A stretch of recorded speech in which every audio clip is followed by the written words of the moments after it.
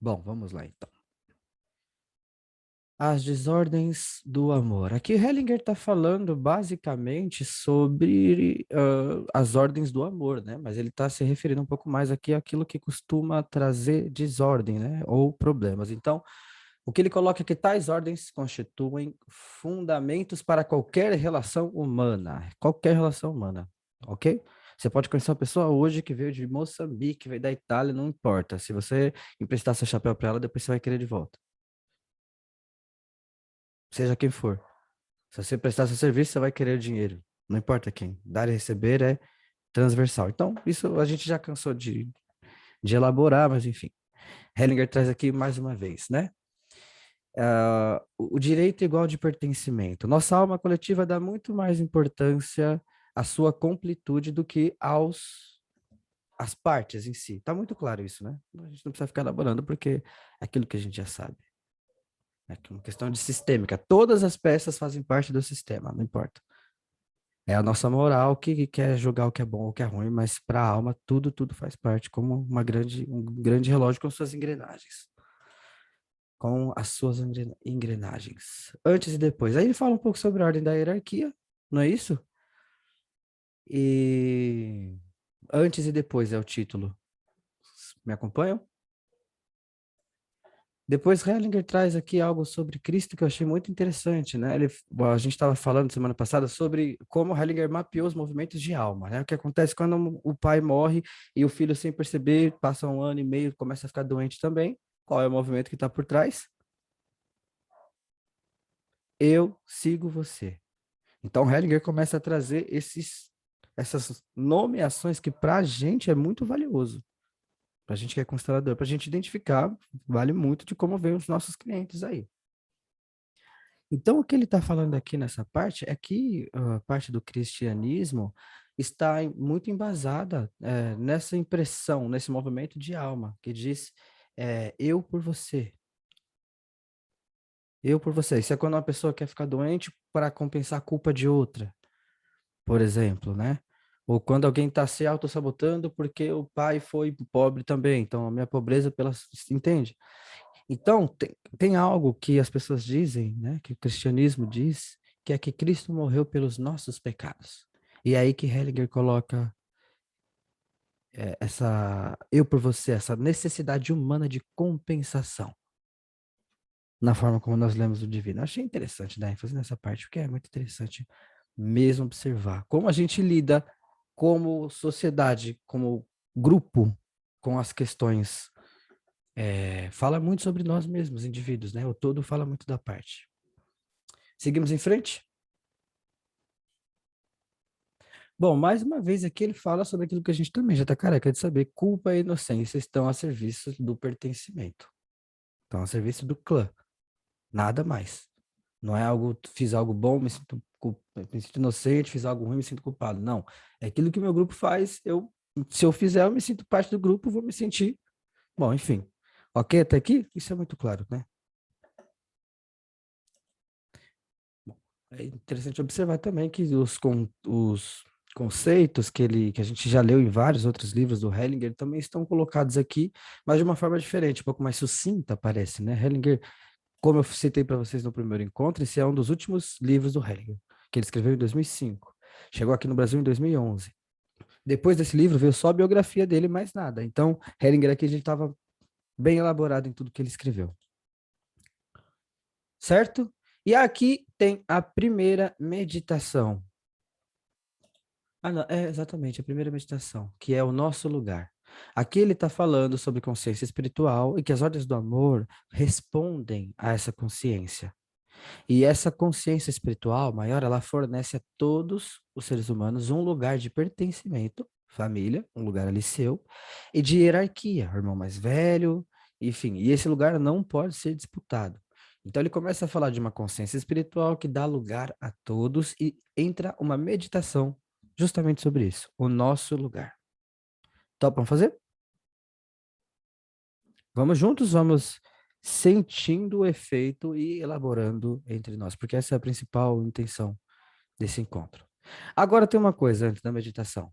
Eu quero que vocês, junto comigo aqui, a gente vai procurando uma postura que é que vai nos acompanhar em todas essas meditações. Que é, bom, a gente pode chamar de centro vazio, de atenção plena, como vocês quiserem.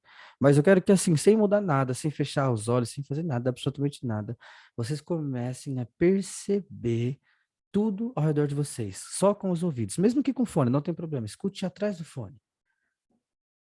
Presença.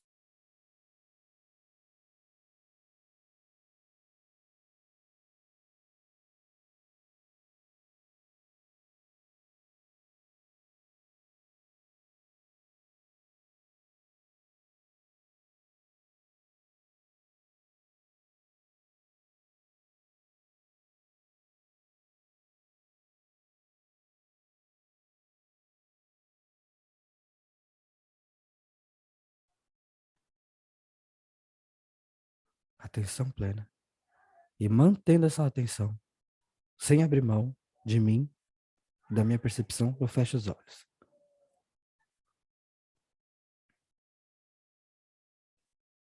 Não descanso. Continuo atento.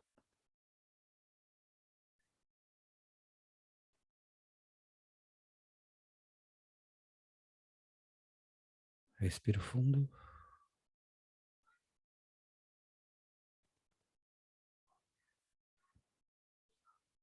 Ouço.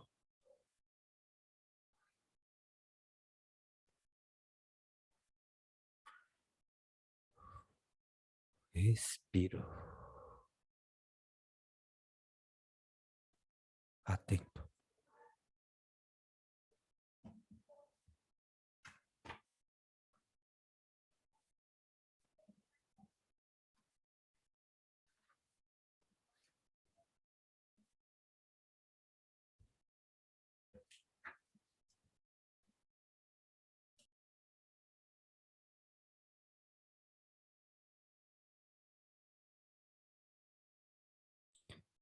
Esse é o nosso centro.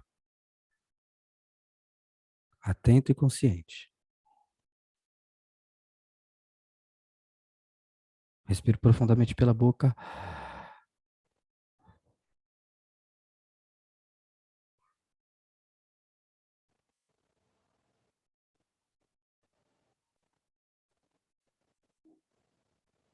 Centrados dessa forma, percebemos em nosso corpo e em nossa alma a forma como o nosso eu encontra o seu descanso. Onde se percebe em seu lugar? Para cima, para baixo, para a direita, para a esquerda, para frente, para trás? Percebemos em nosso corpo e em nossa alma a forma como o nosso eu encontra seu descanso. Ao mesmo tempo, percebemos que parte do nosso corpo falta alguém, onde há uma lacuna que alguém deve ocupar, um espaço no nosso corpo, que seja de alguém.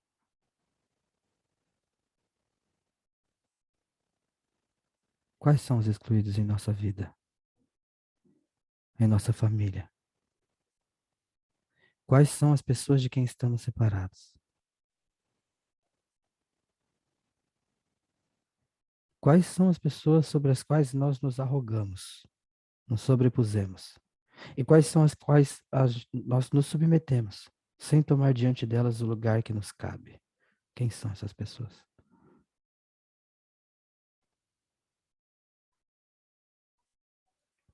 Esperamos até que nós e todas elas tenham tomado os lugares que lhes cabem.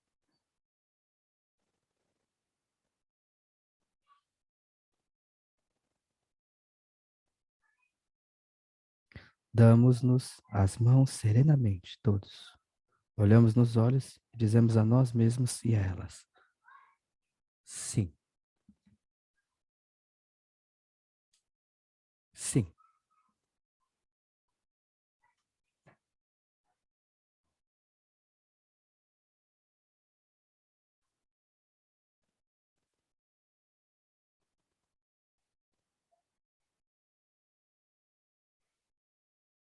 sim.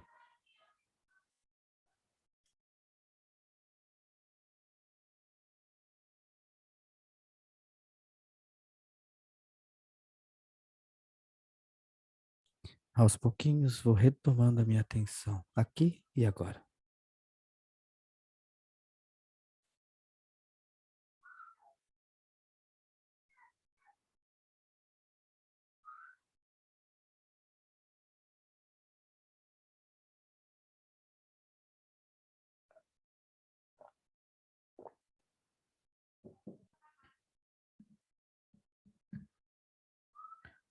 Só uma observação sobre isso da meditação. Muitas vezes a gente numa meditação acaba excluindo nós mesmos sem perceber.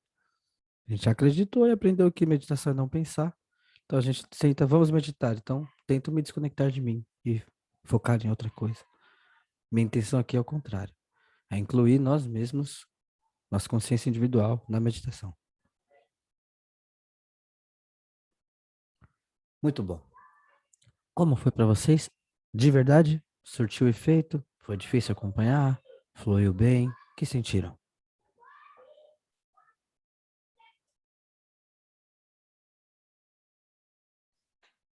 Para mim foi intensa, principalmente na hora de dizer o sim, todos de mãos dadas, uma energia muito forte. Cada sim que se repetia era um coro mais alto e mais forte, com mais energia.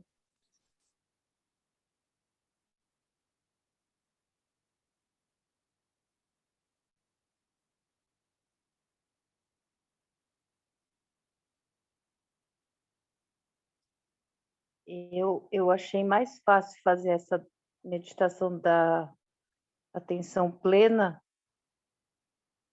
do que a outra. Foi fácil não se perder de mim mesma. Mais fácil, né?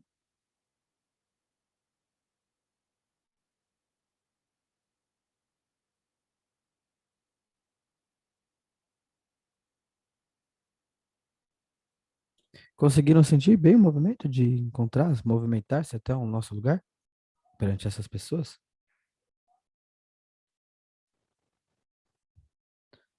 Vocês não estão muito querendo conversar não, né? Então vamos seguir em frente. Bom, depois Hellinger, ele faz algumas meditações também nesse caminho, né? Como eu falei para vocês que tem as frases internas que as pessoas falam, tem uma meditação interessante, quero saber quem leu, se vocês chegaram a fazer quando leram, que é nossas próprias frases internas. Paulo chegou a fazer? Aham. Essa é uma meditação que, bom, a gente acabou de fazer uma, não é? Mas assim, vale muito vocês fazerem, viu? Vale muito mesmo, pessoal. Quanto vale o constelador saber para onde olha a tua alma? Se você para para perceber que o trabalho dele basicamente é ajudar as pessoas a entenderem que a alma delas está olhando para algum lugar. E, se possível, redirecionar. Quanto vale para o constelador? Essa meditação ajuda a isso, né? Você sabe para onde olha a sua alma?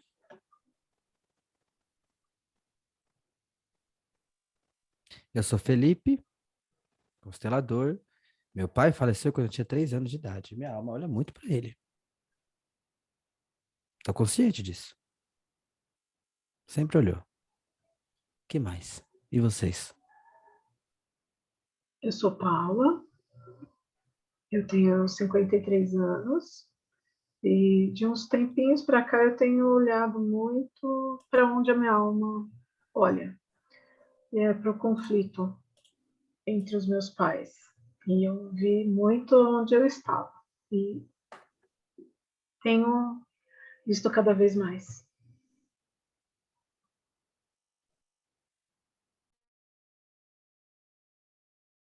Começamos a notar que para onde a alma olha, sempre para o amor.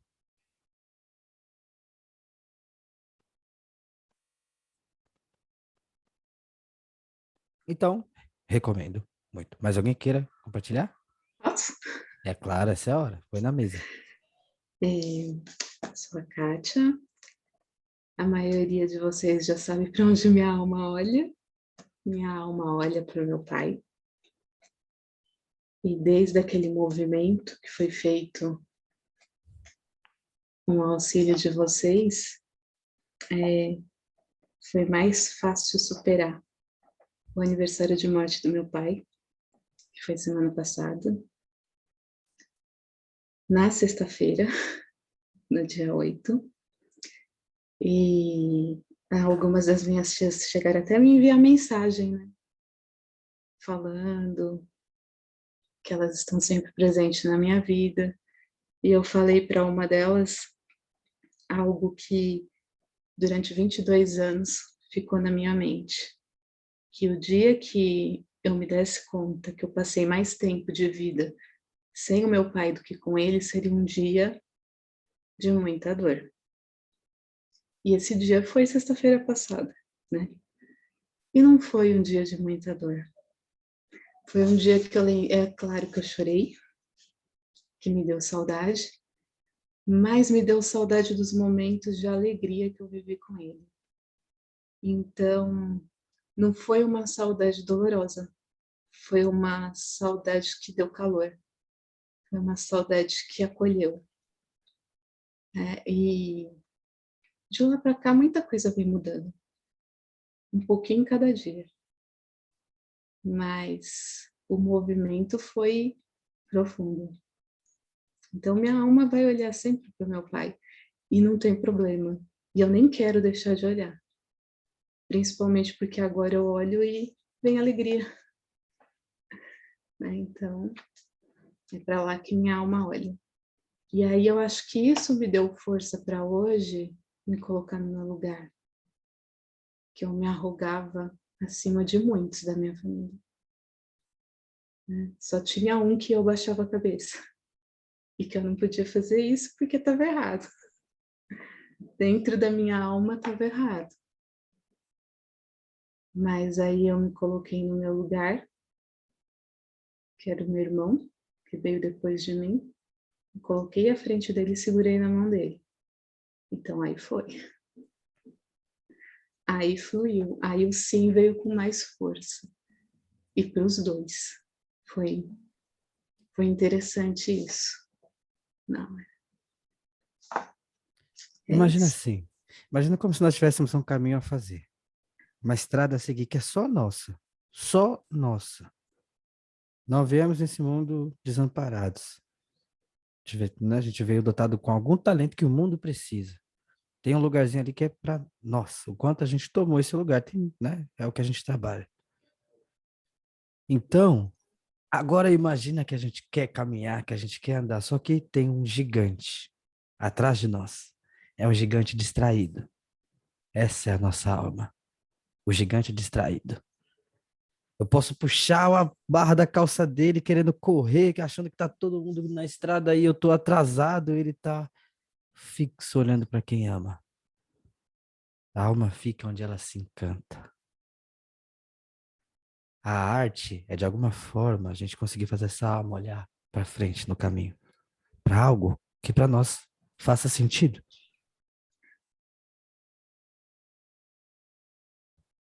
Porque com esse passo de gigante, meu amigo, pode falar, Bia.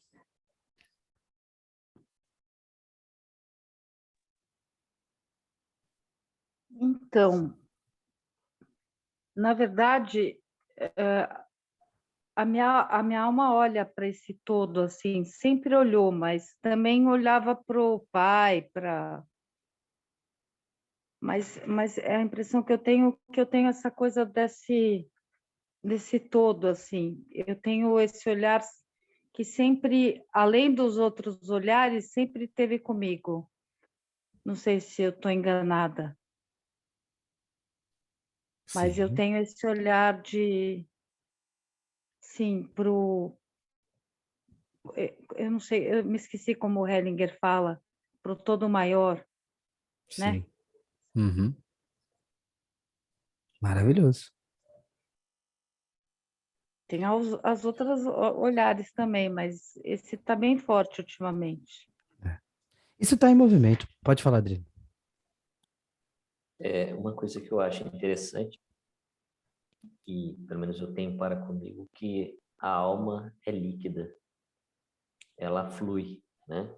Tanto é que o batizado é feito com água exatamente, simbolicamente por isso. Interessante. E na época em que eu fiz o meu curso, a minha alma olhava muito para o meu pai. Isso, eu acho que você lembra disso, né? E, e o legal é que é como se algo ali que tivesse para ser resolvido foi resolvido. E hoje eu percebo a minha alma olhando para minha mãe. É algo, tanto é que assim, eu sei que não é recomendável, mas alguns movimentos de constelação eu tenho feito com ela. E eu fui descobrir que muito daquilo que eu entendia como características não louváveis, eu atribuía ao meu pai, estava ligado à dinâmica da família da minha mãe. E hoje eu estou nesse processo, e foi legal. Então, a ideia de que o que a alma olha não é o que sempre a alma olha, isso para mim foi bem É o claro. movimento, é o movimento. É Uhum. que é o movimento num outro tempo, né? A gente, na nossa consciência individual, a gente quer as coisas para ontem, a gente vai, resolve, é hoje, é aqui, é agora. E o que é ontem, que eu comi antes de ontem, eu já nem lembro mais e vamos em frente. Agora a alma, não. Ela se movimenta no tempo dela. De repente, essa alma começa a levantar e querer se mexer. Aí vem uma pulguinha na gente. Nossa, vontade de fazer uma formação em constelação familiar. Acho que eu vou fazer. Aí leva um mês e meio até começar, e começa, e tem 8 meses para eu viver esse processo, e tudo isso ainda tá naquela alma, querendo, entende? Como as coisas se dão num ritmo, no nível da alma, em outro, na consciência individual, e a gente nem tá falando da consciência espiritual. E muitos consteladores sofrem com isso. Esse gigante não quer andar, eu não aguento mais. Ele vai e volta. E aí começa, sabe, desesperar já, sabe? A gente só precisa descobrir para onde ele olha. Felipe, Ali? como é que as pessoas podem estar, como que se pode descobrir se a alma está devagar ou não? É pelas ações, pelo comportamento, pela O único. intuição? O Hellinger sempre falou isso, eu sempre achei muito bonito e sempre muito subjetivo também, né? A alma, a gente pode percebê-la pelos seus efeitos. A gente não pode vê-la, mas percebemos pelos seus efeitos. O que é isso? O que é perceber pelos seus efeitos? Falávamos há pouco tempo atrás que teve um caso em que o filho morreu, que nós supervisionamos lá na nossa mentoria. Um filho faleceu muito cedo, jovem, um rapaz, e 1 ano e pouco depois o pai desenvolveu um câncer no intestino Uhum. e partiu também. Então, esse câncer no intestino são os efeitos dos movimentos da alma. A alma do pai olhou para o filho e falou: Eu vou ficar aqui nessa vida? Com essa dor toda? De jeito nenhum. Pegou o chapeuzinho, partiu. Então, é por seus efeitos que a gente percebe os movimentos da alma. Sim, sim. Adriano? E o curioso, assim, é que a psicossomática, né, trabalha os lugares, né, o intestino está muito ligado ao apego, aquilo que você não deixa aí, Olha que né? legal. Legal. Então, há quem diga que o intestino é o segundo coração. Ele é o que Sim. mais sofre pelas consequências dos pensamentos e das emoções, né? E quem olhar a ideia do intestino é aquilo que tem que expulsar aquilo que já se foi e É. receber aquilo que vem e expulsar. Quando você fala assim, eu estou apegado, eu não consigo soltar, naturalmente o intestino sofre e possivelmente esse câncer tem alguma ligação com isso. Totalmente. E se você parar para meditar na palavra câncer, câncer, é o cansaço do ser. Cansei de ser. Minha alma por mim mesmo, por um movimento interno do meu próprio organismo, me tira daqui.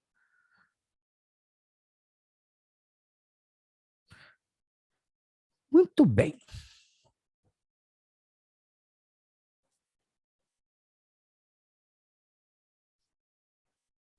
Bom, tem um momento aqui onde Hellinger faz um retrospecto de tudo que foi dito, né? A gente não precisa falar um pouco e depois ele vai entrar sobre um assunto que vale sempre a pena. Quem sabe qual é? Tcharam, tcharam. A nossa mãe, né? E aqui a gente vai, nunca tá demais você ter um pouco para falar sobre isso. Hellinger dedicou um bom tempo aqui no livro dele para falar sobre isso e ele foi minucioso ao descrever esse processo com a nossa mãe. O processo de nascimento, de gestação, de nascimento, de nutrição. Né? O que ele coloca aqui é o seguinte: parem para pensar, quando a criança nasce, o leite materno já está pronto, esperando por ele. É misterioso isso. A ciência pode explicar como biologicamente isso se dá, mas por que isso se dá? Hering coloca como misterioso esse processo, mano. Esse gigante que está parado no caminho ou está andando a passos largos, de alguma forma ele nunca esqueceu de nada disso. Do afeto da mãe, do calor da mãe, de toda a nutrição que foi necessária para aprender a falar, para aprender a andar. A proteção que ele precisou, teto, nutrição, tudo aquilo que foi fornecido, às vezes não pela mãe, mas outra pessoa que a representou. A alma não esquece, mas a consciência individual esquece. Então ela se permite alguns julgamentos. E é aí que começa a desconexão do gigante com o pequenininho.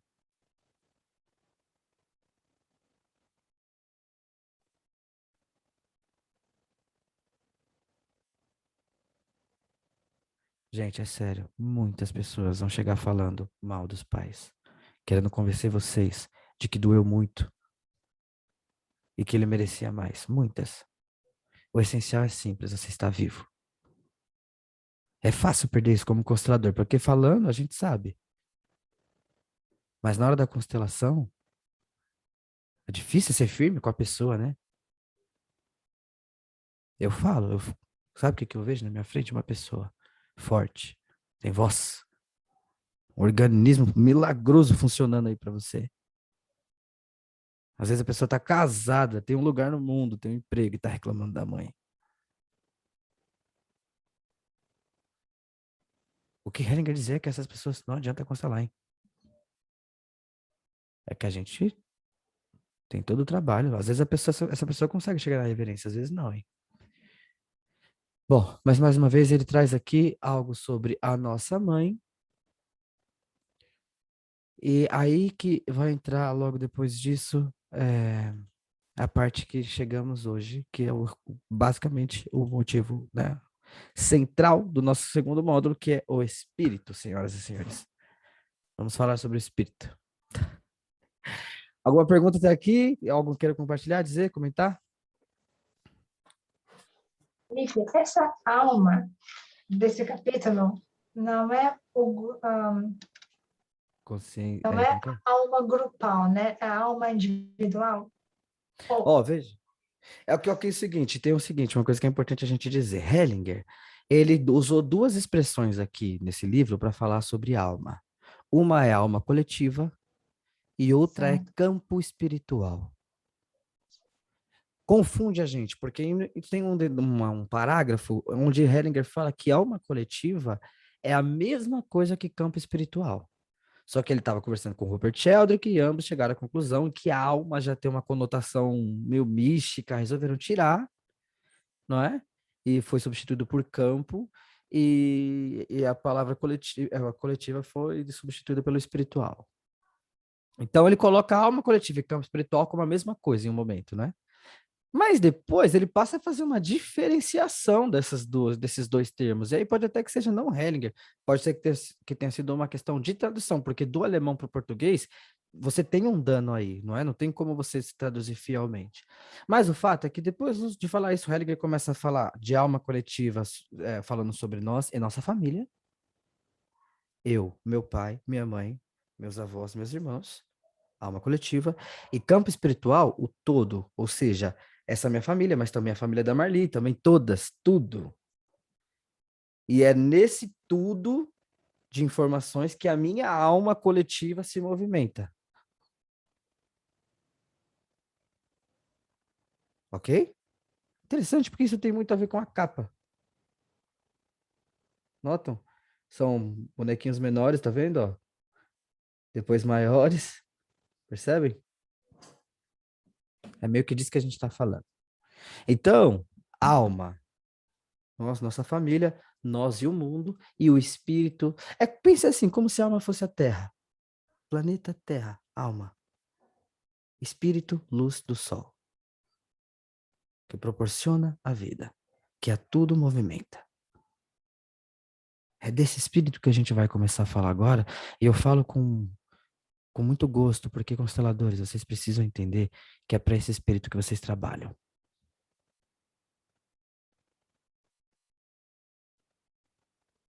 Quando uma pessoa vem procurar uma cura, é a alma dela procurando entrar na sintonia natural da vida.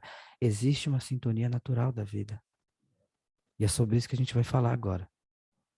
Hellinger é filósofo. Hellinger passou 3 anos em mosteiro, meditando. Então, muito disso que a gente está conversando aqui parte da observação de uma pessoa. Então, nós também podemos observar. Por isso que ele olha para a gente agora e fala, eu sou humano, igual vocês. Tem coisas que nós podemos observar na criação, e é sobre elas que a gente vai falar agora. Absolutamente tudo que é vivo segue alguns princípios básicos de criação. Né? Veja bem, toda forma exterior é uma expressão da consciência interna. É isso que o professor Cosiner sempre ensinou para a gente. Né? Tudo que acontece fora, tudo que se manifesta ao seu redor, nem que seja um cachorro mordendo outra pessoa, você só está passando na rua e viu, não importa. Isso tem alguma a ver com uma expressão de raiva tua, nem que seja inconsciente lá no fundo. Então, aqui a gente começa a falar sobre uma força maior, sobre um espírito. Então, eu quero que vocês comecem a observar junto comigo algumas coisas que são observáveis para todos nós, tá bom? Vamos conversar sobre isso. O que o Hellinger coloca é que somos como uma vela iluminada pela luz do sol, quando ele está falando desse espírito, né?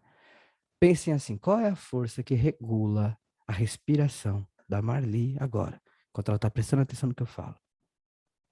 Qual é a inteligência que segura, enfim, que deixa o coração do Adriano batendo no ritmo necessário, agora, enquanto ele me ouve?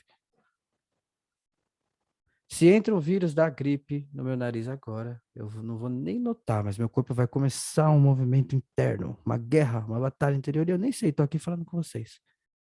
Aí daqui a pouco, de repente, desliga o microfone, espirro rapidinho, passou. E eu nem... Que força é essa que regula os movimentos naturais da vida? Será que é uma força só? Pode ser a mesma força que está regulando a todos nós?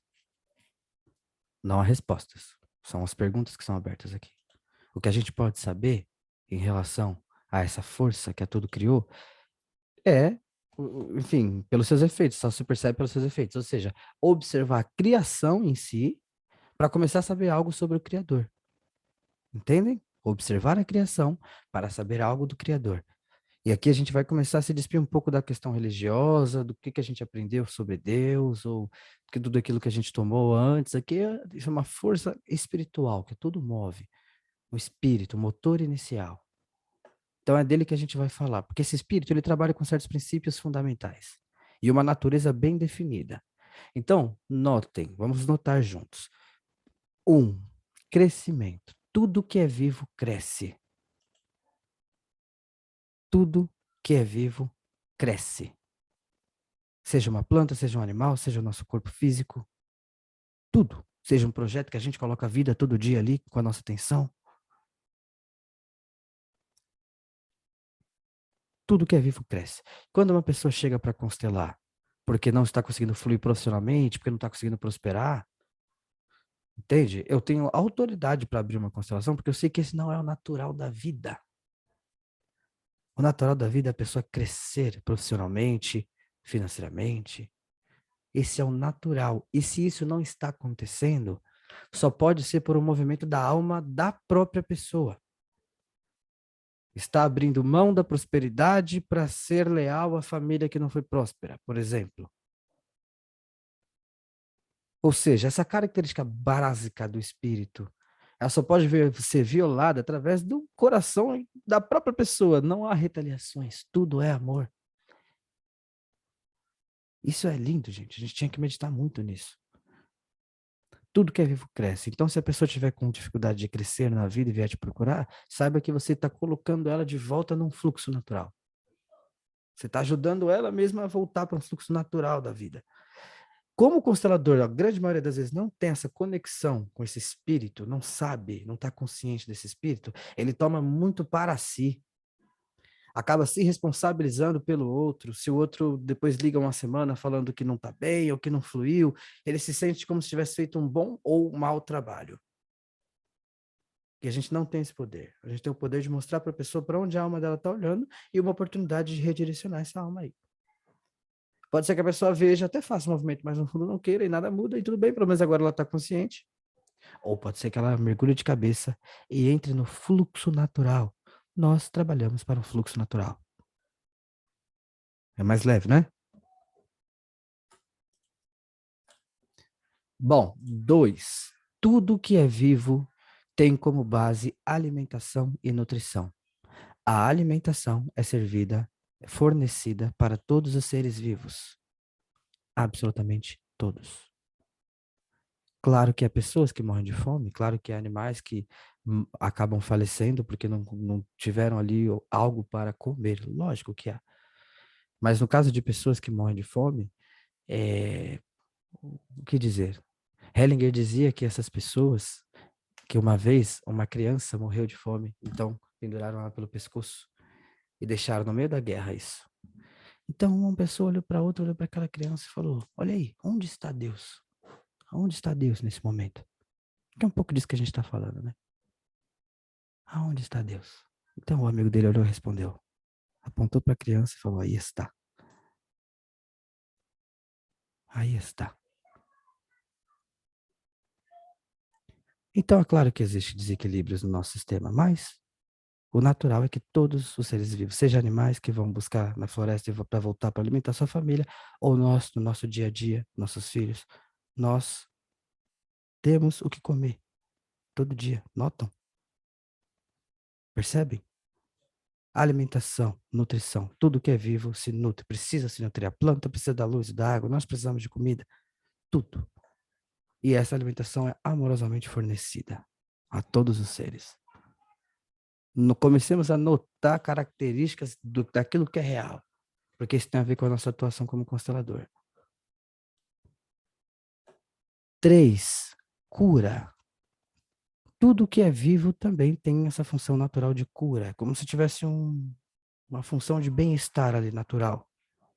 Porque, né, que imagina se a gente se machucasse e aquele ficasse ali para sempre. Não, a vida pensou nesses detalhes. Então, tudo que é vivo tem como característica natural a cura. E isso é o mais importante para a gente, que é constelador, hein? Porque a gente trabalha para esse movimento do espírito, a cura. Mas é um movimento da vida, entende? Que é muito maior do que... Ou seja, quem foi que pensou nesse grande esquema, foi ele que preparou isso daí. Não é a gente. Então, por isso que eu falei desde o começo. Isso aqui é observação da vida em si. Como ela funciona. Tudo que é vivo cura a si mesmo, naturalmente. 4. Proteção. Cada necessidade de proteção foi amorosamente fornecida com grande atenção a cada detalhe. Né? Você vê que os animais têm pelos, têm plumas, têm pelagem, né? Porque para proteger do frio. As pálpebras nos protegem do suor. E os animais que atraem mosquito foram dotados com uma cauda. São pequenos detalhes que revelam cuidado nos detalhes. Um cuidado amoroso. Proteção. O amor do espírito que trouxe à vida tudo o que é teve a intenção de uma criação confortável e feliz. Livre do estresse. É isso que a gente faz, consteladores.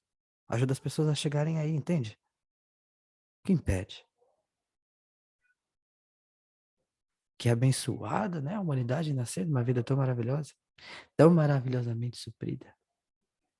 5. Trabalho. Tudo que é vivo tem uma função no todo, né? A abelhinha não nasce só e sai por aí sendo abelhinha. Ela tem uma função. Tudo que é vivo tem uma função no todo. Seja nós, no nosso trabalho, seja os animais no ecossistema. Trabalho. Os movimentos das células em conjunto. atuação do corpo, dos órgãos. Trabalho é uma função, uma característica natural da vida. Naturalmente a gente se organiza em sociedade, em grupos para fazer algo. Então nada está à toa no universo, tudo tem a sua função. E a plenitude só vem depois do serviço, hein? É depois que o beija-flor faz todo o trabalho dele com as flores, depois que a abelhinha faz o dia inteiro o mel que ele necessitava fazer, agora ela pode. E ver o pôr do sol. Entende? Senão ela vai ficar só lá no pôr do sol. E daqui a pouco aquilo vai perder o sentido. Então o trabalho é importante. 6. Sobrevivência. Todo grande sistema está projetado para a sobrevivência da criação. O prazer, que é aquilo que a gente busca muito, foi colocado sistematicamente naquilo que serve à sobrevivência. Comer. Comer é uma delícia, tá maluco? Por que tem esse prazer? Porque senão a gente não come. E não se nutre. O que mais que serve à sobrevivência? Sexo. Preciso falar alguma coisa do prazer de sexo? Esses prazeres são colocados ali onde serve a sobrevivência, entende? Eles nos atraem a serviço da continuidade da coisa. Eu estava estudando botânica uma vez que eu estava plantando umas plantinhas que eu gosto muito. E aí o professor falou no vídeo lá que se você deixar a planta no sol, ou no escuro total, por 3 dias, ela vai entender que ela vai morrer. E quando ela entende que ela vai morrer, ela solta uma última flor. Ela floresce como se fosse um último suspiro, sabe? Para que essa semente, então, possa, quem sabe, ser plantada em outro lugar e a vida continuar. Então, tudo que é vivo busca essa sobrevivência. Nós buscamos. Sobrevivência é uma característica natural da vida também. Estão me acompanhando? 7, ritmo. Tudo que é vivo tem um ritmo. Absolutamente tudo. A gente tem as 4 estações, que vão ditando todo o ritmo das nossas colheitas, da nossa alimentação. A gente tem o sol e a lua. A gente tem a música que mostra isso. A gente tem um trabalho que precisa de uma consistência. A gente tem a nossa respiração. A gente tem o nosso batimento cardíaco. Tudo que é vivo responde a um ritmo. Por quê? Porque ele é no tempo. Entende? Ele é no tempo. Então ele pulsa. Se não houvesse tempo, ele era um ser só ali. Mas como há o tempo, ele é no tempo. Como? Pulsante, vivo, ritmo. Faz sentido para vocês? As mulheres, né, espelham esse ritmo, esse é o ciclo menstrual. A Terra também tem um ciclo que ela faz. No seu ritmo. 8, lei e ordem. E aí entra muito na nossa atuação como constelador, né? O universo inteiro opera num sistema perfeito de lei e ordem, entendeu? A gente só pode estar aqui, tranquilo, agora, prestando atenção numa aula, porque é lei e é da ordem, todo mundo combina e acata que carro só pode andar na rua. Carro não pode invadir a casa das pessoas. Senão a gente tem que ficar aqui o tempo todo, entendeu? A gente só pode estar em paz na calçada porque a ordem diz que os carros estão na rua e os pedestres na calçada. A gente pode andar tranquilo. É por isso que a ordem é tão importante. Porque tudo só pode se desenvolver a partir dela. Então, tudo que é vivo se organiza num sistema de lei e ordem. Então, observem por vocês mesmos. Tudo que é vivo cresce. Tudo que é vivo se nutre. Tudo que é vivo se cura, se protege. Tudo que é vivo se organiza em trabalho, função. Está servindo à sobrevivência e responde a um ritmo de lei e ordem. Essas são algumas das características que a gente observa no Criador. Assim como você chega num parquinho, tá, você não sabe quem projetou, mas dá para perceber que o cara é cuidadoso, porque embaixo da parte que é alta ele colocou uma redezinha para a criança não se machucar. Então, né, é através da criação que eu sei algo do Criador. É para esse criador que a gente trabalha, pessoal. Nenhuma força age por engano, entende? Quando o passarinho sai, a mamãe passarinho sai para buscar comida para os filhotes dela, já está lá, é o movimento do Uno. O animal pronto para servir como presa. Não falta. É essa mesma força que está atuando nela mesma que traz as pessoas para serem consteladas por nós.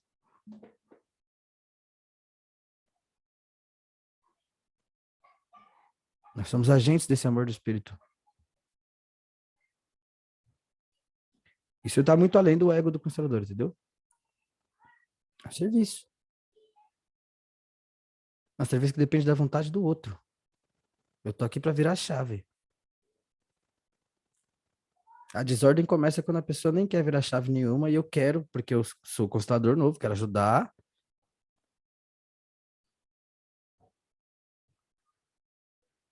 Faz sentido para vocês?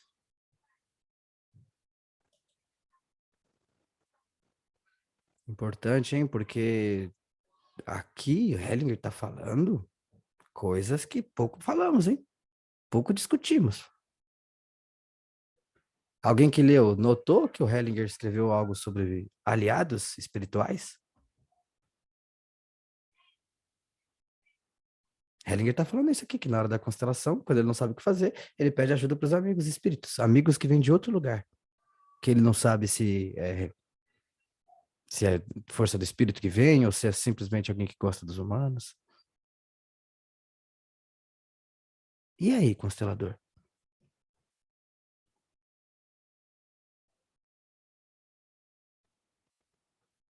E aí, constelador? Captar o trabalho do Hellinger é complicado, porque precisa captar tudo que ele observou para chegar até lá. Pelo menos ter uma noção. Às vezes a gente fica com pouco. E é aí que as pessoas pegam nas brechas, entende? Para criticar. Hellinger está colocando aqui, gente, que constelação familiar é um trabalho de fé. Que a alma não pode se modificar por si mesma. Um cristal é sempre um cristal. Ele vai se desenvolver sempre, sempre, sempre como um cristal.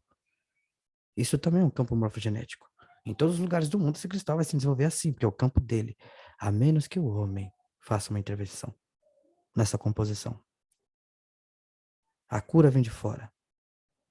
O movimento de cura vem de fora. Então, nosso trabalho é um ato de fé o tempo todo, hein?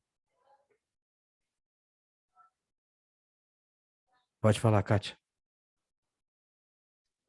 Felipe, nesse momento, dá para a gente entender por que o Bert falava também, agora eu não lembro qual foi o livro, que ele falou bastante, acho que foi o Amor do Espírito, sobre o livre-arbítrio, porque como existe, para ocorrer uma mudança na nossa alma, nessa alma coletiva, uma intervenção de fora precisa ser feita. Ela não se modifica sozinha. É o nosso livre-arbítrio que escolhe fazer a intervenção. Olha, essa parte de livre-arbítrio ele escreve muito detalhadamente aqui, viu? Muito detalhadamente. A gente pode até ler junto, porque ele começa a filosofar legal nessa parte aqui. Eu parei para ler umas 3 vezes. E ele traz até um título exatamente sobre isso, a liberdade. Porque ele está falando sobre o espírito, e ele começa a colocar aqui no texto que o espírito é a que tudo move, o tempo todo. Tudo é movido pelo espírito, a cada momento, a cada fração de segundo. E aí ele começa a colocar, então se nós somos movidos de dentro para fora por uma força que vem de outro lugar, até que ponto nós somos livres mesmos? Até que ponto a nossa escolha é nossa mesmo? E é aí que ele vem com a resposta está na história a seguir, a liberdade. O discípulo perguntou ao mestre, diga-me, o que é liberdade? E o mestre colocou, que liberdade? A primeira liberdade é a estupidez. Assemelha-se ao cavalo que, relinchando, derruba o cavaleiro só para sentir depois o seu pulso ainda mais firme. Vale colocar aqui no livro, no 100 centímetros leves, ele traz esse mesmo texto, mas ele explica um pouco mais. Ele traz uma parte que assim, sentimos a nossa consciência assim como um cavalo sente o cavaleiro. Olha só, sentimos a nossa consciência, essa força que a tudo move, que a gente estava falando agora, assim como um cavalo sente o cavaleiro. Então, como se nossas ações e escolhas fossem direcionadas por algo que vem, um cavaleiro, e nós o cavalo. E aí, com essa imagem que a gente fala mais uma vez aqui, ó. A primeira liberdade é a estupidez, assemelha-se ao cavalo que, relinchando, derruba o cavaleiro, só para sentir depois o seu pulso ainda mais firme. A segunda liberdade é o arrependimento. Assemelha-se ao timoneiro que, após o naufrágio, permanece nos destroços em vez de subir no barco salva-vidas. A terceira liberdade é a compreensão. Ela sucede à estupidez e ao arrependimento e assemelha-se ao caule que se balança com o vento e, por ceder onde é fraco, ele permanece de pé. Agora eu pergunto, entendemos o quê?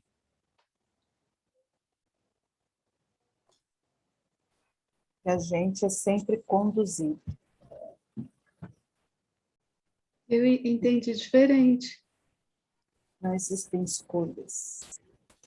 Eu já penso o contrário. Como a Kátia percebeu? Que nós temos a escolha. Que o nosso livre-arbítrio também é escolha, porque haverá consequências, como tem aqui na primeira da estupidez. Se ele derruba o cavaleiro, ele vai sentir a rédea mais firme depois. Mas foi a escolha dele derrubar o cavaleiro. Então, assim, eu tenho as escolhas, e as escolhas têm consequências. Sobre essa parte aqui, eu achei interessante. De qualquer o mestre coloca a liberdade toda em relação à nossa postura em relação àquilo que vem. A gente pode relinchar, a gente pode se arrepender ou a gente pode compreender. Mas as coisas vêm. Interessante isso. E sobre o que você colocou, Kátia, ele colocou aqui na parte 53, né, no comecinho da parte do espírito, o texto é a dedicação. Ele começa a fazer vários questionamentos filosóficos mesmo, né? Ele fala que tudo é um movimento, tudo. Tem gente morrendo e tem gente nascendo ao mesmo tempo. Tudo é um grande movimento. Tudo que vive está em um movimento. Ao mesmo tempo que as coisas findam, elas começam. Então, a única coisa que se mantém constante é o movimento. Mas que força é que põe isso em movimento? Qual será que é a força geradora? É esse tipo de indagação que ele começa a fazer aqui. E aqui ele coloca, aqui surge uma pergunta. O que é movimentado por esse primeiro motor? Existe algo que está presente perante ele de forma que ele possa movimentar isso? E agora entra a parte que a Kátia trouxe. Ou será que todo o movimento é, a todo momento, um movimento criador que traz novamente à existência aquilo que move? Ou será que todo movimento é, a todo momento, um movimento criador que traz novamente à existência aquilo que move? Olha só que a gente está falando de divindade. Heininger está falando que qualquer movimento que eu faça é um movimento criador. E é nessa criação que eu faço presente o poder da criação, do Criador. Entenderam? A todo momento, todo movimento é um movimento criador. E é aí que o Criador se faz presente. Então, a plenitude inclui as contradições, porque ao mesmo tempo que ele está falando que meio que não há liberdade, ele está falando que sim, que há. E que é através dessa liberdade que nós fazemos presente o divino. Felipe, Oi? eu já li isso, eu não consegui ler o livro, né? Já falei para você, que eu ainda não recebi, mas eu já li isso em outro livro. Ah, ele coloca em vários. Não saberia agora lembrar que livro que eu li isso, mas eu já li isso. A primeira liberdade, a segunda liberdade, essa será que foi Amor do Espírito? Olha, meu amigo, vou te falar. Essa frase você encontra sim, o amor do espírito, você também encontra em Ordens do Amor, você encontra no começo da simetria oculta do amor, e eu lembrei Eu li agora os da minha três. cabeça de que eu li no 100 centímetros leveza. Eu li os três. Tá. Bom, mas que legal, a minha intenção era justamente essa mesmo, pegar essas partes do Hellinger que ele coloca, que ele filosofa e que a gente fica lendo e falando, mas o quê? E que bom que a gente pode conversar junto e ir elaborando. Seguimos em frente. Alguém queira comentar alguma coisa, compartilhar algo mais? Muito bem. Aqui o Hellinger coloca uma coisa importante que eu queria trabalhar com vocês, que é o destino. Aqui já trata-se de uma posição um pouco mais Paula do que Kátia. Ou seja, a gente como pequeno, movido por algo, e como a gente se... Qual é a nossa postura em relação a isso que aconteceu? Quer falar, Adriana? Desculpa.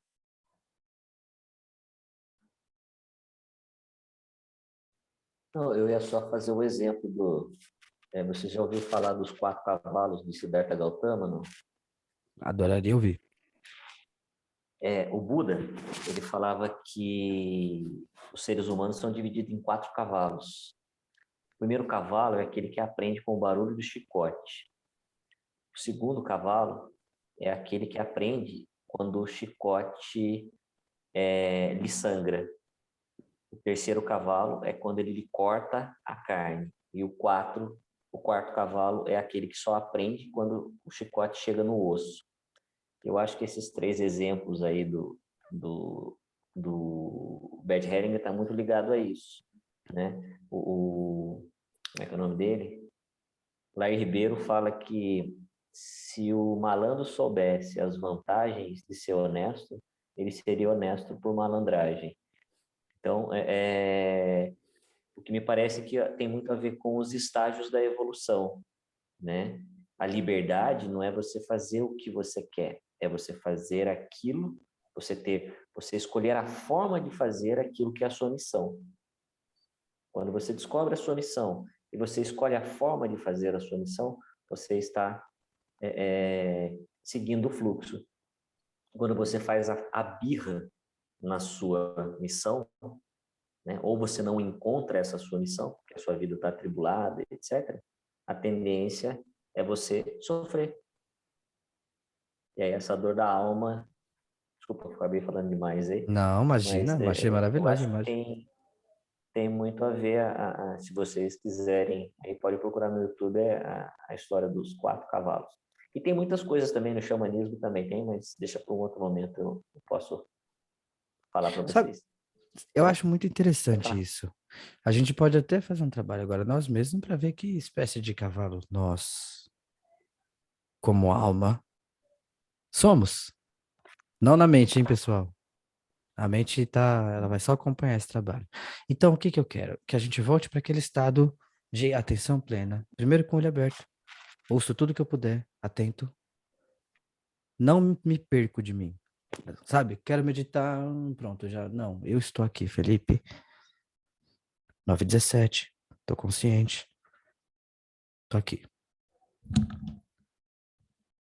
Atenção na audição.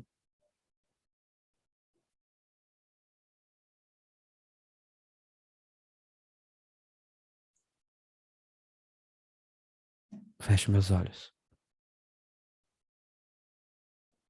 Mantendo esse estado de consciência. Respiro fundo.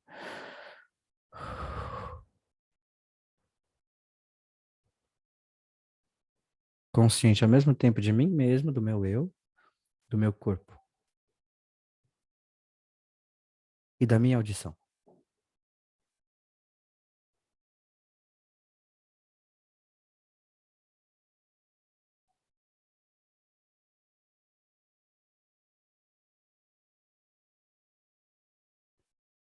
Como se cada um de vocês estivesse agora num quarto, numa sala de espera, folheando uma revista. Vocês vão receber agora, vai entrar pela porta, um representante para o destino de vocês. Aquilo que foi. O destino como foi? Seja a perda de um pai, seja a briga dos pais, seja o que for. Um representante para o destino de vocês.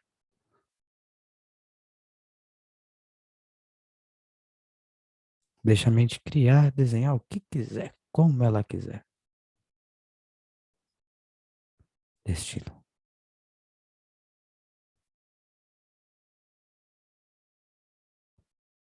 A pergunta é como eu me sinto quando olho para esse destino?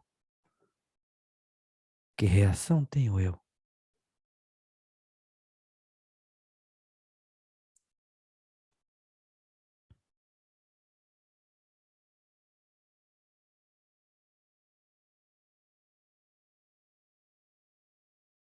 Aquilo que a vida fez de mim, eu gosto.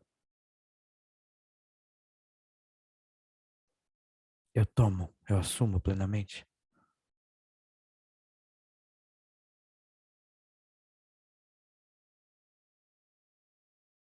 Qual é a liberdade que eu desfruto perante o meu destino?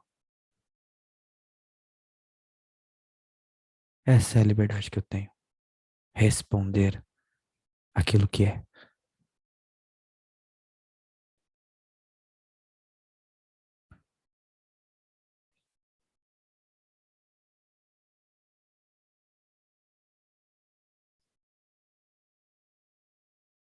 Feedback.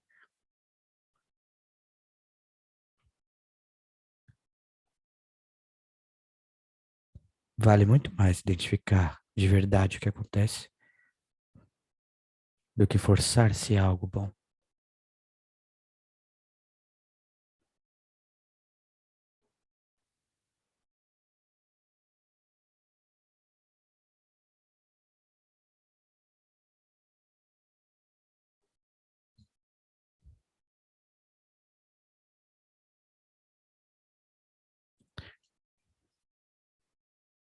Eu consigo ajoelhar na frente desse destino como uma criança. O que acontece por dentro de mim quando eu ajoelho, quando eu me vejo menor, muito menor?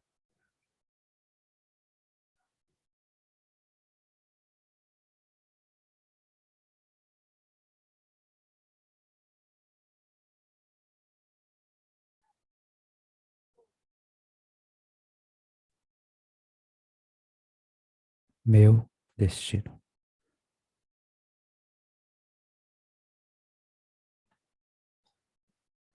Os lugares por onde correram as águas do meu rio.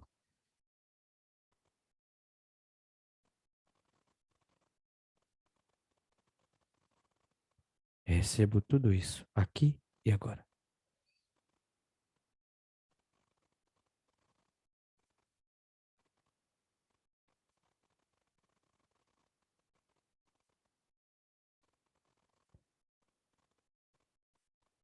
E aos poucos vou retomando a minha atenção.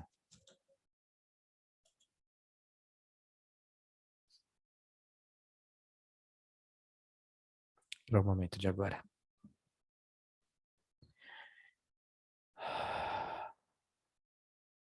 E abro os meus olhos.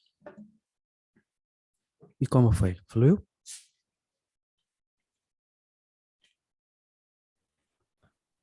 Para mim foi maravilhoso. Sim? Sim, muito bom. Só tem cerveja, Felipe? Não, agora na Antártica. Guaraná original do Brasil. Foi tão bom que eu fico pensando se realmente... Eu não tenho o que reclamar. Foi tão boa a minha vida, tão maravilhosa. Mas como você Aí sentiu? Que representante, o que sua mente desenhou quando você viu esse a minha representante? mente me desenhou um homem bem grandão, todo de branco, e eu só abracei e me senti acolhida. Legal. Obrigado por partilhar.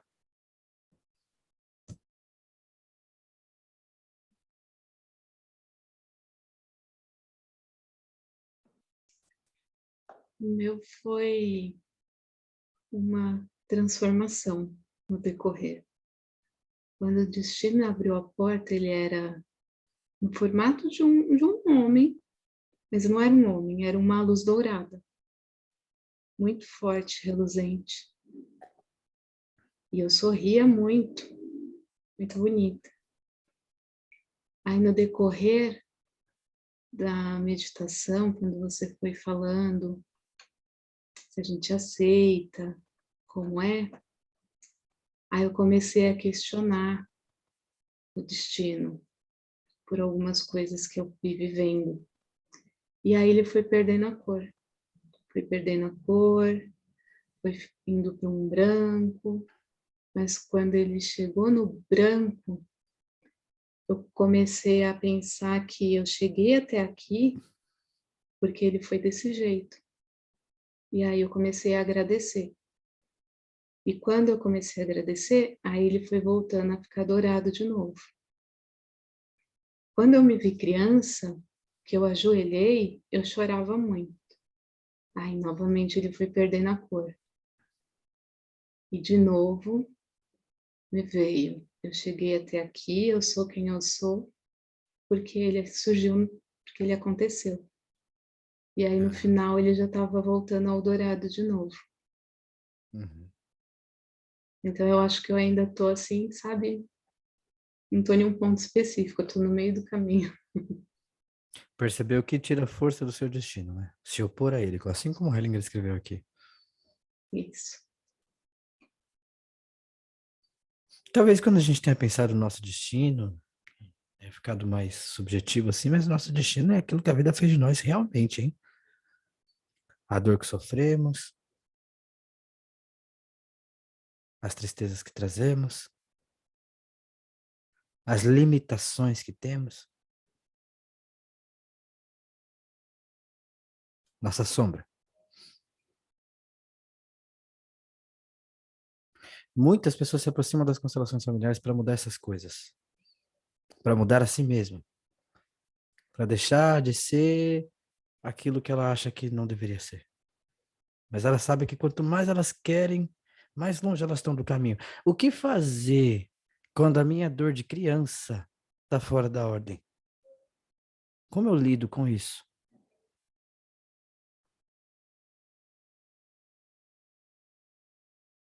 Eu desperto e percebo que todo esse passado está aqui, no meu corpo, aqui e agora.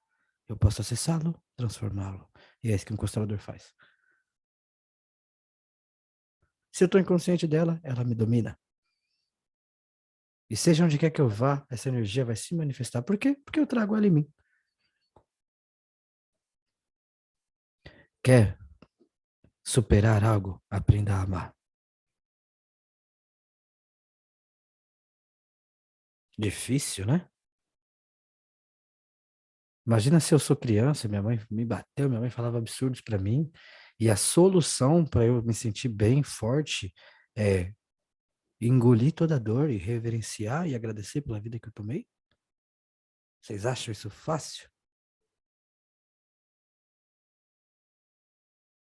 Às vezes isso leva uma vida inteira.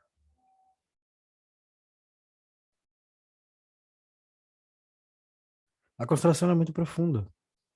Ela mostra o caminho que pode levar à solução. Se você vai trilhar esse caminho, aí é com você. Tem cavalo que numa estrada, só de ouvir o chicote já vai.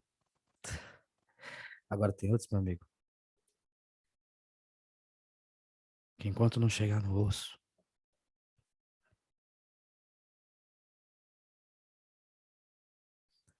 qual é o nosso segredo? Aprender a não se responsabilizar por isso. Se dedicar, mostrar o caminho com clareza. E a partir daí é com o outro. É a liberdade. Fica com a liberdade do outro. Respeito a liberdade dele se eu ficar tudo bem, tranquilo, caso ele não entende nada, não gostei, tchau. Tudo bem. Tô encantado aqui com os movimentos do campo. Nossa, que maravilha. Então, por isso que é importante. Hellinger fala muito de consciência espiritual, de espírito, de força criativa, de grande alma, em toda a literatura dele. Por quê? Até que ponto é importante entender esse conceito, vivenciar isso e observar por si mesmo, para que a obra dele também seja bem atuada por nós.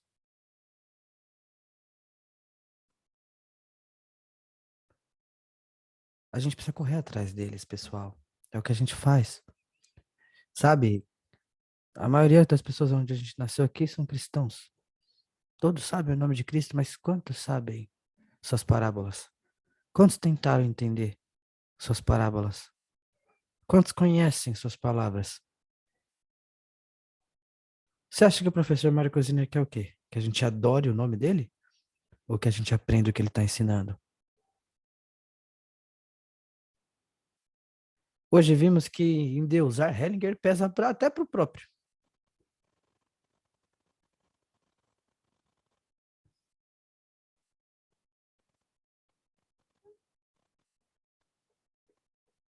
Então, nós podemos. Nós podemos ler o que Cristo escreveu e tentar entender, tentar pôr em prática. E se não conseguir, pelo menos estar consciente das dificuldades. Nós podemos ler Hellinger. Nós podemos. Ele deixou uma trilha aí, não foi só uma técnica. Deixou nomes de profissionais, livros e tudo mais. Ele é um filósofo, ele se formou em teosofia. A gente está minimamente debatendo aqui, porque ele se aprofundou muito nisso, entendeu? Agora, a questão profunda é, para você ser um bom constelador, o quanto é importante internalizar isso aí, hein?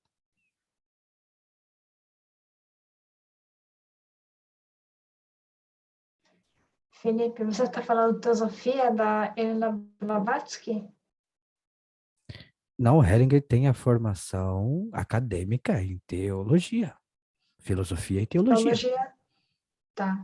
E ele fez uma terceira faculdade depois ainda, depois que ele voltou da África para, eu esqueci exatamente o nome, mas é para ensinar adultos. Foi aprender a lecionar para adultos. Pedagogia, né? Não, pedagogia é para crianças. Enfim, eu esqueci o nome, mas enfim, Metodologia ensino Será superior? que é Isso, andragogia? metodologia e ensino superior. Foi isso que Na eu verdade, todo mundo que faz uma pós-graduação costuma estar incluído nessa pós quando pretende dar Legal. aula. São as coisas que ele coloca na biografia dele. Então, tudo bem. Se hoje, com esse nosso encontro, valeu pra gente sair amanhã, olhar pra árvore, pensar, caramba, olha só, a luz bate, ela nasce, ela produz o ar que eu respiro. Então, essa árvore não tá tão separada assim de mim.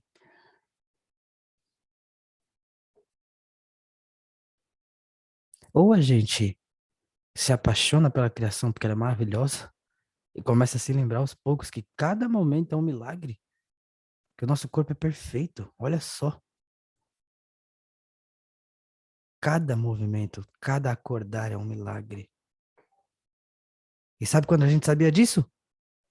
Quando éramos crianças. Por isso éramos alegres. Sabe quando a gente sabia o centro vazio exatamente o que é? Quando não tínhamos aprendido a falar. Não tínhamos formado pensamentos. Nós éramos. Isso aqui que eu estou ensinando para vocês, ó. Atenção. Ó, a criança está aqui, ó. Vem um avião, ela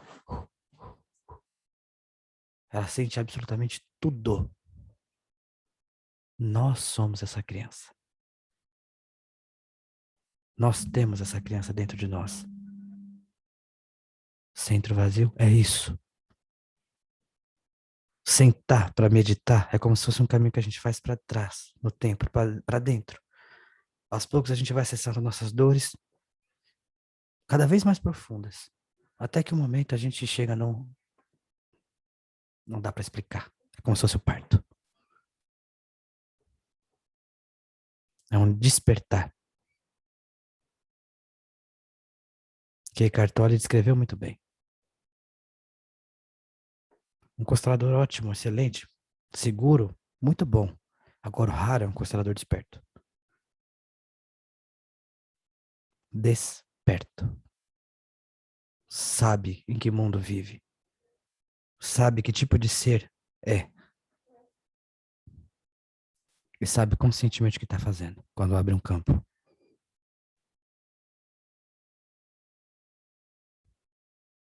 Porque ele sabe que a vida é maravilhosa, entendeu? E quem habilita ele a trabalhar para que as pessoas percebam isso é a própria vida. Não é ele. O milagre já está aí. A nossa liberdade é responder como quisermos.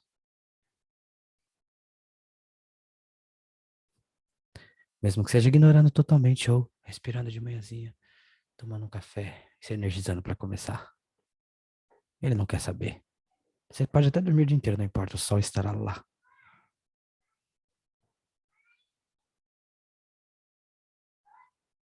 Quer falar de livre-arbítrio? Temos. Temos liberdade de escolher como reagir às situações. Só. Mudar as situações, não.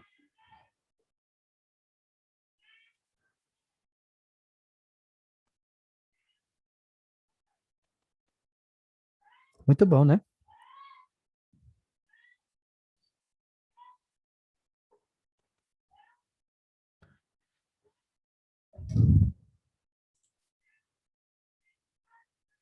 Sintonia. Aqui o Hellinger coloca uma maravilhosa metáfora, né? Vocês viram? Da pena. Fala que ajudar em sintonia é o seguinte: você tá aqui, tranquilo, meditando.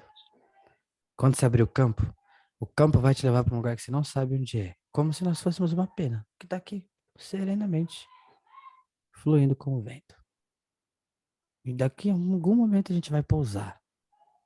É quando o campo se instala. Você já sabe como é, o que quer, qual é o tema de constelação, qual é o objetivo, quais são os representantes e como estão os representantes. De repente, puf, você caiu aí. A gente precisa ir para lá com essa serenidade de uma pena que flui, sacou? E tudo isso, por que a gente precisa para ter essa serenidade? Fé. Saber que eu estou trabalhando para esse espírito. Saber que ele é real, que ele existe, tentar percebê-lo. E se eu conseguir me transformar? Porque não tem como. Entendeu?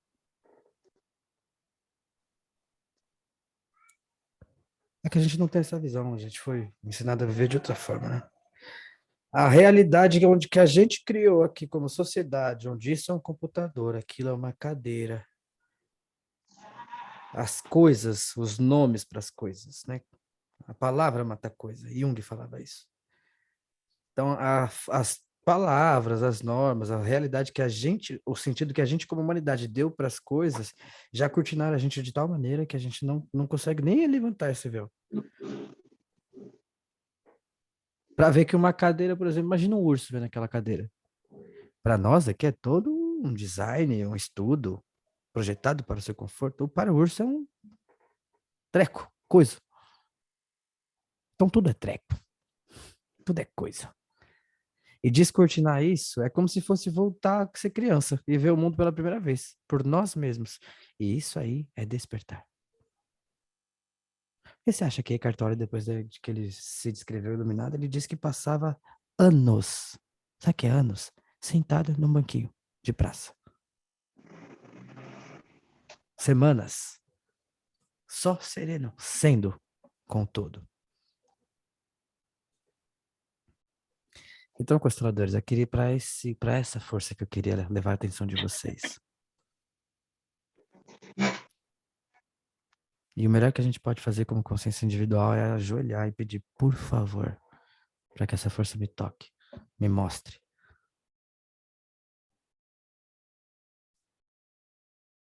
Fé.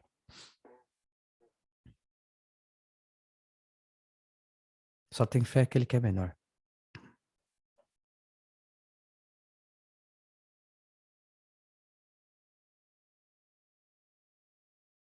Eu tenho fé. Antes de entrar aqui, de vocês entrarem, mas 5 minutos antes, eu estava meditando. Pedindo de coração para que eu pudesse ser um reflexo do que precisar. Não eu saber algo, porque eu não sei, igual vocês. E faço isso sempre que eu vou começar uma constelação, entende? Agora, como é que eu vou ensinar isso como mentor? Não dá. Porque para ter fé precisa saber com quem está falando. E crença, cada um tem a sua, né? Entende? Mas conste que Hellinger está falando aqui que ele pede ajuda espiritual durante a constelação, quando não sabe o que fazer. Ele diz que existem aliados nossos que trabalham por nós em outra dimensão e que geralmente eles se expressam quando a gente está lascado da vida. Chegamos no fundo do poço, a gente não sabe o que vai fazer. Geralmente é aí que a luz vem e uma voz nos sopra e muda tudo. Interessante, não é? Que interessante.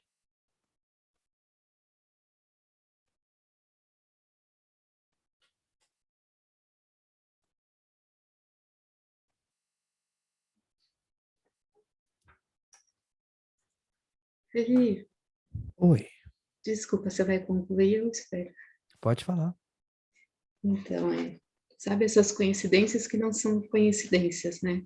Hoje, antes de assistir a aula, eu estava lembrando de como eu comecei com as constelações, como que elas surgiram na minha vida. Então, o meu primeiro contato com as constelações foi através deste livro aqui, um livro de direito sistêmico, Uhum. né? E assim eu vi a primeira constelação, foi lendo. Foi aí que eu me apaixonei e fui buscar um curso. E o que você falou agora há pouco, né, que quando eu contesto o meu destino, eu perco a força, é exatamente isso. Eu conheci esse livro através de uma colega no curso de mediação. Eu fui fazer esse curso de mediação porque eu estava completamente insatisfeita com o direito, não queria mais saber de advogado de jeito nenhum, e isso vinha até com raiva dentro de mim. E no primeiro dia de aula do curso, a gente tem que se apresentar, aquela coisa toda, eu disse isso, né? Aí no final da aula, um colega, um senhor, veio conversar comigo e falou assim, nossa, mas você não pode odiar tanto assim o direito, depois de 5 anos estudando, né? Pensa um pouquinho sobre isso. E passou, né? Durante o curso eu conversei muito com ele e encontrei lá as constelações familiares. E aqui no livro ela fala, né, como surgiu a constelação familiar. Por que que a gente não pode colocar o Bert Hellinger assim num pedestal, como se ele fosse, né? Na verdade, eu vou ler aqui um trechinho do livro. Ao contrário de que muitos pensam, Bert Hellinger não é o inventor das constelações sistêmicas. Ele desenvolveu a técnica após conhecê-la nos Estados Unidos em um seminário conduzido por Ruth McClendon e Les Caddes, conforme declarou no livro Um Lugar para os Excluídos. Muita gente deixa isso passar, É verdade. sabe? E hoje eu estava lembrando disso porque, assim, quando a gente pensa nas leis do amor, o pertencimento, é bom a gente lembrar que foram elas aqui que tiveram esse Exatamente. primeiro sinal. Aí Bert captou, e aqui no livro, na página 50 de Um Lugar para os Excluídos, ele fala, né? Na época pensei, aqui está o futuro, mas inicialmente continuei o meu trabalho com os grupos. Entretanto, depois de 1 ano, eles se transformaram em uma terapia familiar. Adotei o método de constelação e lhe dei um novo desenvolvimento, e de repente tudo se harmonizou. É isso aí. Como é perfeito, né? Não, sim. Tanto que, se você parar para pensar, não faz muito sentido. Na biografia do Hellinger, ele fala que ele conheceu as constelações familiares sendo representante. Como é que o inventor da constelação familiar conheceu sendo representante? Não entendi. Entendeu? Então faz muito sentido. Existe muita gente atrás, existe toda uma escola de Palo Alto, de 1960, sabe? Tem até o movimento científico mesmo, né? Esse movimento que vem contra o olhar cartesiano, newtoniano, tem a ver com o que o Hellinger está fazendo aqui, tudo isso, absolutamente tudo isso. Foi bom você ter trazido. Porque realmente tem muita gente atrás desse desenvolvimento. Agora, o Hellinger ele tem o mérito que ele tem, porque é o seguinte, ele tinha algo diferente. Ele não estava nem aí. Ele sabia que ele ia morrer a qualquer momento, então ele queria comunicar para o mundo. Então, quem é a pessoa que deixa publicar os seus atendimentos? Imagina se você atender uma pessoa e isso sendo gravado e publicado. Então, a coragem do Hellinger e outra, ele desenvolveu através desses movimentos, ele que captou e trouxe à luz as ordens do amor, né? Que estão aí no cerne da coisa. Então, ele tem muito mérito pela coragem de não estar nem aí que as pessoas vão falar e comunicar aquilo que ele aprendeu com a vida. Então, para mim, Hellinger é um símbolo de coragem, mas que sim, é um movimento, assim como vários que vão dando no mar, no oceano, a gente está no oceano agora, e a água veio de vários lugares, sim. E por ele ser corajoso, que ele é atacado Exato. muito, porque as pessoas não conseguem compreender a filosofia dele, do paradigma. Pega um textinho do livro e fala que é nazista, por exemplo. Ah, Então, isso é um problema. entre todos os países que conhecem a constelação familiar, você sabe qual é o que tem menos influência? O país onde a constelação familiar tem menos influência? É na Alemanha, Deve meus ser a amigos. Alemanha. Na Alemanha. Na Alemanha. Por quê? Porque um caso de suicídio veio à tona. E muita gente logo né, tirou crédito. Então, o que eu quero com vocês é que vocês saibam que vocês, né, todo o nosso trabalho é para que vocês tomem a força que vem de trás e que vocês empoderem-se com coragem nesse trabalho. Essa é a minha missão, eu sei disso. Só que vocês precisam saber que quanto mais vocês se encorajarem também, vocês vão precisar.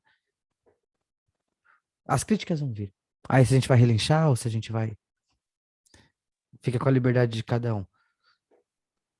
O As Felipe, Oi, tudo bem? Que bom que você desculpa, veio, é hein, que Regina?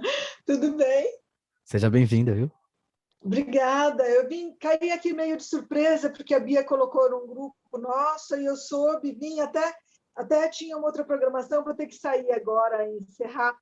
Mas Tudo eu bem? queria dizer que esse último exercício que a gente fez foi muito transformador para mim. Foi muito importante. Porque eu venho Bom. brigando com algumas coisas que aconteceram na minha vida e logo que a gente falou desses cavalos, né, dessas posições, dessas liberdades, eu me identifiquei muito com o timoneiro, que fica no barco e se deixa afundar, sendo que poderia se salvar, né? E aí, em seguida, veio esse exercício e eu percebi que eu só tinha que acolher aquilo que aconteceu e não ficar, né, me chicoteando. Interessante. E foi muito legal para mim, Felipe. Eu queria agradecer.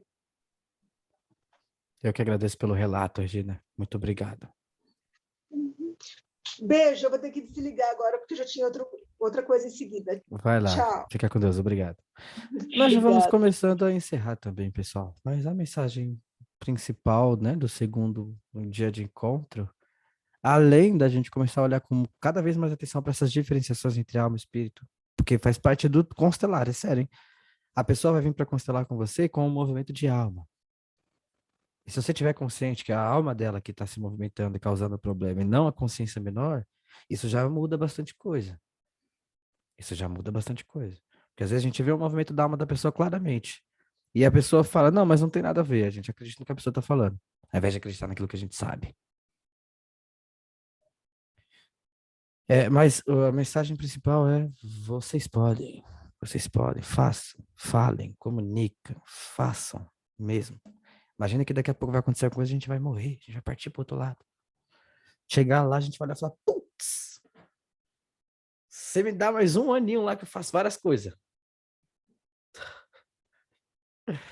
E aí o mundo agradece, hein? Porque tudo que a gente está fazendo aqui é porque as pessoas estão precisando cada vez mais aí de verdade. Tá tenso. Bom, como estão sendo cada um de vocês, ó, só para completar aqui, nós paramos hoje no título O Momento, tá bom? O Momento tá na página 59, aí depois a gente segue a partir daí. Lembrando que o próximo encontro já não é na sexta-feira, a gente vai começar a se encontrar agora, domingo, um domingo sim, um domingo não. O próximo dia 25 de outubro, mas quero ver vocês, como estão saindo, como foi para vocês esse encontro. Felipe, muito importante, como todos, e esclarecedor. Eu tive assim, momentos fundamentais. Isso que você está falando agora no final, tome a força, foi o que eu senti desde a hora que eu olhei para o Hellinger até a hora que nós fizemos essa última meditação, que eu senti muito forte a presença dos meus avós, dos avós, tanto do lado do meu pai quanto do lado da minha mãe.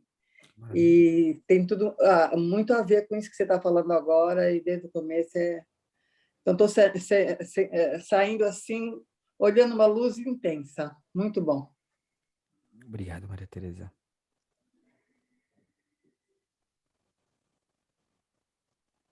É sempre um aprendizado,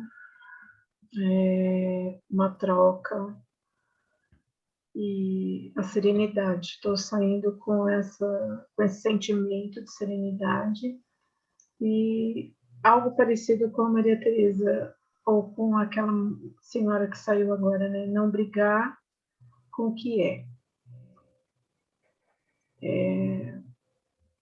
Eu tentei mudar naquela do destino, na meditação do destino, né? Eu tentei mudar uma situação entre meus pais e eu sou pequena, eu não tenho que mudar nada, apenas aceitar como é. E eu acabei indo para o meu mundo, brincando com a minha boneca e olhando para eles e cada vez mais interiorizando isso, que é como é. Eu não vou mudar nada, eu sou pequena, né? Isso tem me trazido um pouco mais de serenidade, que foi o sentimento que eu vi nos olhos do Hellinger. Muito obrigada. Eu que agradeço a partilha. Em 2 palavras, plena e leve.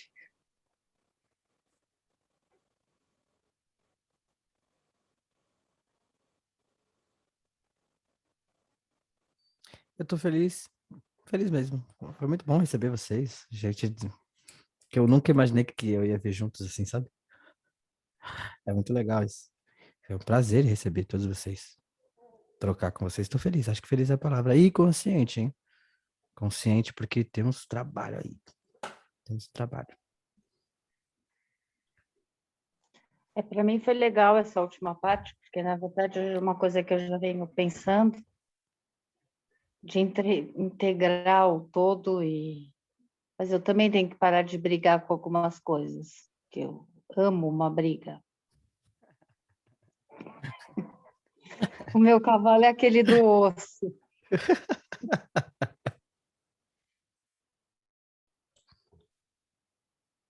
Sei como é.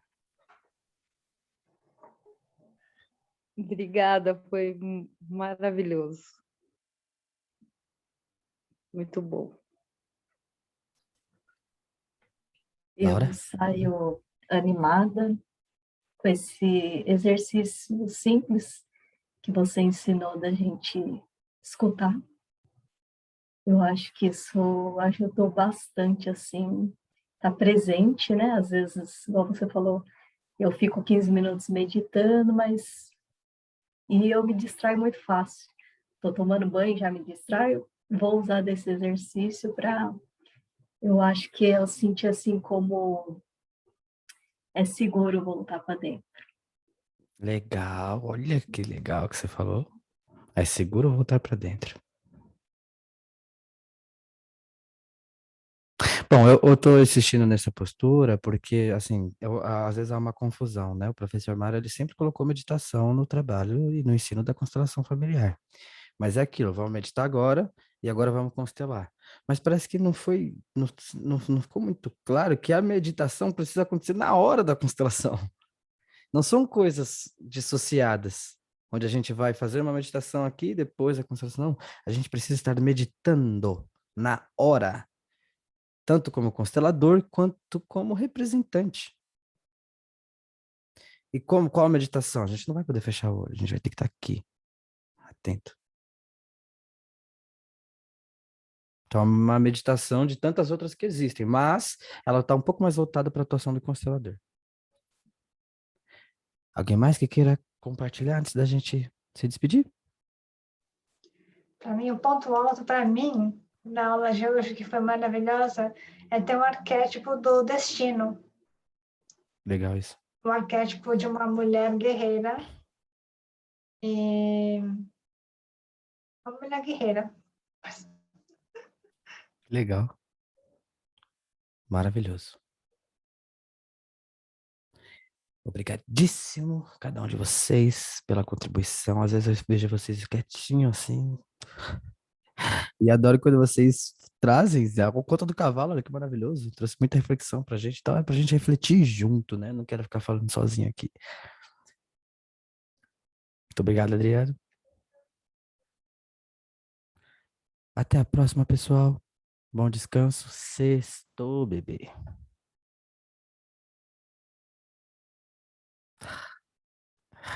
Até Grazie, mais. obrigada.